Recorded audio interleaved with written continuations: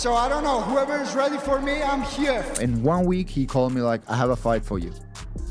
And I started my journey there, and the rest is history. This is guy Ilia Topuria, and Ilia Topuria is one of the absolute best fighters in the world. He's the current UFC featherweight champion. The dude is just phenomenal. The first thing I want to say is thank you, God.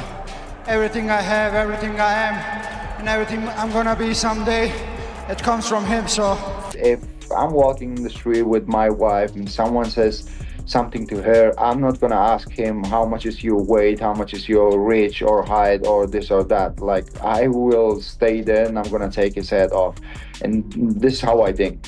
Like, this is the fight business. I don't care how much is your weight. Ilia Topuria didn't lose a fight. He didn't get injured. He didn't get stripped. He simply walked away right at the peak of his undefeated reign, and the MMA world has no idea how to process it. One moment, he was the UFC's golden future. The next, he was announcing his exit live on Instagram like it was nothing. Fans froze. Fighters panicked. Dana White was blindsided. And beneath all the chaos, one truth became impossible to ignore. Champions don't just disappear. Something bigger was brewing behind the scenes: contracts, pride, and negotiations the UFC hoped you'd never hear about. The moment Ilia Topuria went live on Instagram, everything changed. No ESPN cameras, no UFC countdown crew, no polished press conference with sponsors behind him. Just Ilia, a phone, and a calm expression that didn't match the bomb he was about to drop. In a single breath, he told millions that he was leaving the UFC and signing with the PFL. No warnings, no leaks, no hints. It was the most rebellious exit announcement in MMA history. What made it even crazier was how casually he said it. No theatrics, no long explanation, just one line that immediately went viral. The UFC made me famous, but the PFL will make me free. Within seconds, screenshots flooded X. Fighters stopped mid-training session to rewatch the clip. Analysts scrambled to go live with emergency reactions. Comment pages exploded so fast that Instagram's servers briefly lagged. Fans compared the moment to Cristiano Ronaldo leaving Real Madrid, an era-defining transfer that didn't just shift teams but shook the entire sports foundation. And the UFC silent, completely blindsided. No official statement, no follow-up interview, nothing. It felt like a champion had disappeared through a trapdoor in real time. This wasn't supposed to happen. Champions don't leave without losing. They don't walk out holding 2 belts. They don't step away from the biggest platform in combat sports unless something deeper is burning beneath the surface. But why leave when you're on top? Long before Ilia Topuria ever opened Instagram Live, the foundation beneath his UFC career had already started to crack. It began quietly right after UFC 317, the night he delivered one of the cleanest knockouts of the year and cemented himself as the new face of the sport. That should have been the moment the UFC wrapped him in gold. Instead, it's when the negotiations began to sour. For months, Ilia's team battled with the UFC over a new contract, but the numbers weren't the problem, the control was. The UFC wanted full rights to his image, his likeness, and even the branding attached to his name. They wanted to dictate sponsorships, manage his personal storylines, and decide who he fought and when. To Ilia, that felt less like a partnership and more like a cage. And then came the part that cut the deepest. Ilia believed the UFC was protecting certain fighters, giving them favorable matchups, media pushes, and softer promotional treatment. Meanwhile, he felt like he was being used as the dangerous test no one wanted to sign up for. A star without the perks. A champion without the trust. For a proud fighter who built his life on self-belief and independence, that disrespect weighed heavier than any contract clause. He didn't want to be controlled, managed, or molded. He wanted the freedom to shape his own career just as he shaped every victory in the octagon. The tension grew quietly, silently, until one decision pushed him over the edge. Ilia Topuria's rise wasn't gradual, it was explosive. In just a few short years, he went from a promising prospect to the most feared force in 2 divisions. But the night everything truly shifted was UFC 317. His knockout of Charles Oliveira wasn't just another win. It was a seismic moment that sent a message across the entire combat world. A new superstar had arrived, and he wasn't sharing the spotlight with anyone.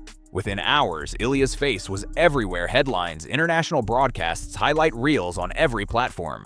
His pay-per-view shattered projections, generated massive revenue, and proved he was no longer just a champion. He was a global attraction, a true crossover star, the kind of fighter you build an entire era around. And that's exactly why what happened next cut so deeply.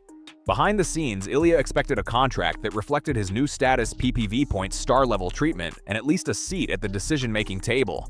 But instead, the UFC handed him a standard champion's renewal. No PPV share, no increased freedom, no unique perks. The exact same structure given to fighters who hadn't drawn even a fraction of his numbers. To Ilia, it wasn't just a lowball, it was an insult. Insiders say he felt the UFC saw him as replaceable, as if the machine mattered more than the man driving it. He had just delivered one of their biggest nights of the year, and the response felt like a slap in the face. And that's when a new player entered the room. When the UFC pushed Ilia aside with a generic champion's offer, the PFL didn't waste a single second. Fresh off their billion-dollar merger with Bellator, the league suddenly had more money, more power, and more ambition than ever before. And they were hunting for a face of their new empire. Ilia Topuria became target number one. The proposal they sent his team wasn't just competitive, it was historic. A multi-million-dollar guarantee that dwarfed the UFC's 8-fight offer. A percentage of pay-per-view sales that put him in true superstar territory. And the detail that shook the entire MMA industry, a rumored equity stake in PFL Europe. Not fight bonuses, ownership, a piece of the company itself. But the PFL didn't stop at money. They offered Ilia something the UFC never would control. Real, tangible, creative control. Freedom to choose opponents within reason. Freedom to collaborate on fight documentaries. Freedom to build his own brand, his own sponsorships, his own identity without corporate interference. Even freedom over walkout gear, something the UFC tightly restricts. Then came the line that sealed the deal: we don't own fighters, we build with champions. For a proud independent fighter who had just felt the sting of being undervalued, that wasn't a slogan, it was validation. The UFC saw Ilia as an asset. The PFL saw him as a partner. And in the world of fighters, where pride, respect, and legacy matter just as much as money, that difference was everything. But Ilia didn't just make a business decision. For Ilia Topuria, this move was never just about money. It was about something far deeper, something he had repeated in interviews long before the world realized he meant every word. Ilia has always carried himself with a quiet, unwavering code: honor first, faith first, independence first. Everything I have comes from God, he often said. And when you listen closely, you can hear the meaning beneath it. He never believed a company should own a fighter's soul. To him, the UFC's structure, uniforms, restrictions, image control felt less like a business and more like a cage made of paperwork instead of steel. Even as he dominated 2 divisions, he felt boxed in by rules that had nothing to do with combat. He didn't want to be a corporate product polished for marketing. He wanted to be a warrior who answered only to his craft, his beliefs, and the people who supported him. And that authenticity is exactly why fans connected with him so deeply. Ilia wasn't the manufactured superstar the UFC often tries to mold. He was raw, unfiltered, and driven by something bigger than fame. When he said glory belongs to God, not to contracts, fans didn't hear arrogance, they heard conviction. They heard a fighter choosing meaning over money, freedom over fame, purpose over politics. So when the PFL offered him autonomy, it wasn't a negotiation. It was alignment with his identity. It felt like truth. It felt like home. But what happened next shocked Dana White to his core. Dana White has dealt with walkouts, contract disputes, retirements, and last-minute collapses before, but nothing prepared him for this. When reporters asked him earlier in the week whether Ilia Topuria would headline the new Paramount broadcast card, Dana answered confidently, almost proudly, as if Ilia was locked in for the UFC's next big push. He had no idea that behind the scenes, Ilia was hours away from detonating the biggest bomb of his career. When Ilia went live on Instagram and announced he was leaving with both belts still in his possession, Dana was blindsided. Executives scrambled to figure out whether this was real or some kind of miscommunication, but within minutes the PFL confirmed it. Ilia's management confirmed it, and the UFC was stuck watching one of their brightest stars walk out the front door without even looking back. Worse, Ilia wasn't just another name, he was supposed to be the future face of the company. Young, undefeated, marketable, charismatic, a global draw with 2 divisions under his command. Losing him didn't just hurt the roster, it weakened the UFC's long-term vision. And the fighters noticed. Immediately. Sean O'Malley posted cryptic emojis. Bilal Muhammad went silent. Even fighters outside the UFC started speculating about pay contracts and whether Ilia had just broken the invisible ceiling everyone quietly hated. Suddenly, every athlete who ever felt undervalued was watching closely. Inside the UFC offices, PR teams raced to control the narrative. No statements, no comments. Just damage control. But the silence only made it worse. Almost immediately after Ilia's announcement, the MMA world shifted from shock to suspicion. Because if one reigning champion could walk out of the UFC without losing a belt, what stopped others from doing the same? That question spread like wildfire, and within 24 hours, leaks started pouring out from every corner of the industry. According to insiders, PFL executives had been far more active than anyone realized. Rumored emails suggested ongoing conversations with multiple UFC fighters, some ranked, some rising, and at least one former champion who had privately expressed interest in jumping ship. Nothing confirmed, nothing official, but enough smoke to suggest a real fire building behind the scenes. Then Jake Paul entered the conversation as he always does when the UFC is in trouble. He tweeted that Ilia finally saw the light and hinted that more fighters were quietly fed up with the UFC's pay structure. His comment wasn't random, it was strategic. Jake Paul knew perfectly well that the UFC's biggest fear isn't a star leaving. It's a star leaving and inspiring others to follow. Fans started calling this the beginning of the end of the UFC monopoly era. For decades, fighters believed they needed the UFC to become legends.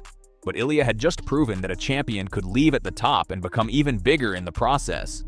Other fighters watched that moment like a lighthouse in the storm. If Ilia could break free, maybe they could too. But the part no one is talking about is Ilia himself.